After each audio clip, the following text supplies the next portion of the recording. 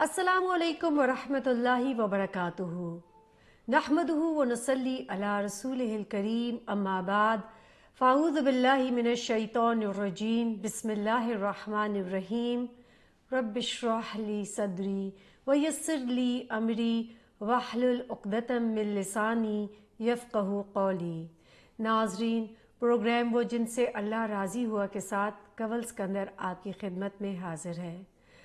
آج جس صحابی کے بارے میں انشاءاللہ ہم جانیں گے ان کا نام ہے سیدنا سعد بن ابی وقاص رضی اللہ عنہ۔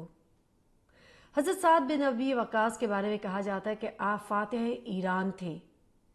آپ کا تعلق قریش کے قبیلے بنو زہرہ سے تھا جو محمد صلی اللہ علیہ وسلم کی ننیال تھا۔ حضرت سعد بن ابی وقاص جو ہے ہجرت سے 30 برس قبل مدینہ میں پیدا ہوئے۔ کہتے ہیں کہ یہ 10 مبشرہ میں سے تھے۔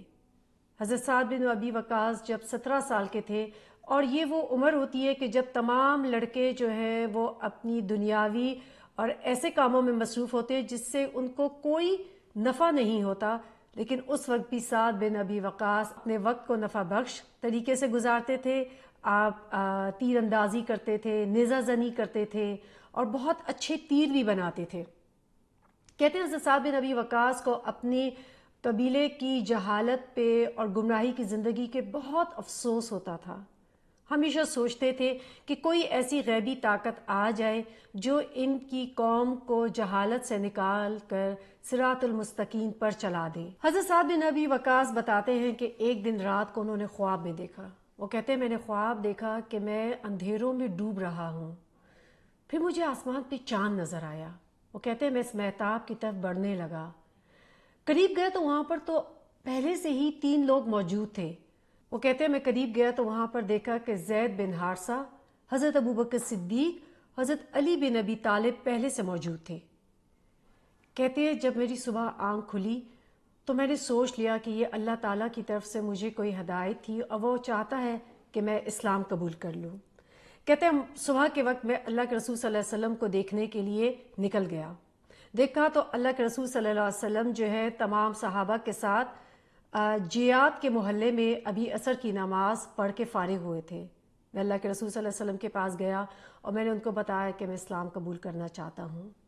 کہتے ہیں جب میں وہاں گیا تو پہلے سے ہی وہ 3 لوگ جن کو میں نے خواب میں بھی دیکھا تھا وہ اللہ کے رسول صلی اللہ علیہ وسلم کے پاس تھے اس وقت۔ اور آپ دیکھیں کہ یہ وہی 3 لوگ ہیں جو ان سے پہلے اسلام قبول کر چکے تھے۔ اس لیے کہا جاتا ہے کہ حضرت سعد بن ابی وقاص کا چوتھا یا 5واں نمبر تھا جنہوں نے اسلام قبول کیا، یعنی یہ بالکل ابتدائی دور میں ہی اسلام قبول کر چکے تھے۔ ان کی ماں کے بارے میں بہت ہی ایک دلچسپ قصہ ہے۔ حضرت سعد بن ابی وقاص کی ماں بھی ان سے نہایت محبت کرتی تھی اور یہ بھی اپنی ماں سے بہت محبت کرتے تھے، لیکن اسلام کی سخت دشمن تھی۔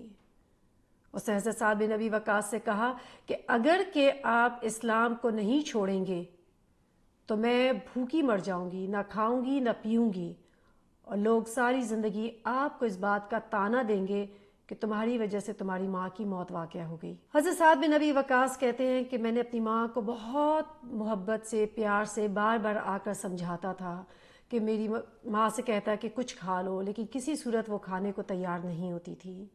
حضرت سعد بن ابی وقاص کہتے ہیں پھر میں نے اپنی ماں سے کہا کہ دیکھ اگر کہ آپ نہیں کھائیں گی اور آپ کا یہ خیال ہے کہ میں واپس اپنے پرانے جہالت والے دین پہ آ جاؤں تو یہ نہیں ہو سکتا۔ مجھے آپ سے محبت ہے لیکن مجھے اللہ اور اس کے رسول صلی اللہ علیہ وسلم سے آپ سے زیادہ محبت ہے۔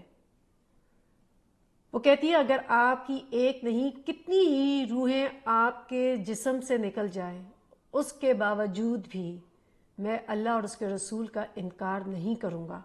جب ان کی ماں کو اس چیز کا یقین ہو گیا کہ وہ اپنے پرانے دین پر آنے والے نہیں ہیں تو ان کی ماں نے کھانا پینا شروع کر دیا، اور اللہ تعالیٰ نے یہی آیات سورہ لقمان آیت نمبر 15 میں نازل فرمائیں، اور اگر وہ تیرے در پہ ہوں کہ تو میرے ساتھ کسی ایسی چیز کو شریک کرے جس کا تجھے کچھ علم بھی نہیں تو ان کا کہا نہ ماننا، ہاں دنیا کے کاموں میں ان کا اچھی طرح ساتھ دینا، اور جو شخص میری طرف رجوع لائے اس کے راستے پر چلنا، پھر تم کو میری طرف لوٹ کر آنا ہے، تم جو کام کرتے ہو سب تم کو آگاہ کروں گا۔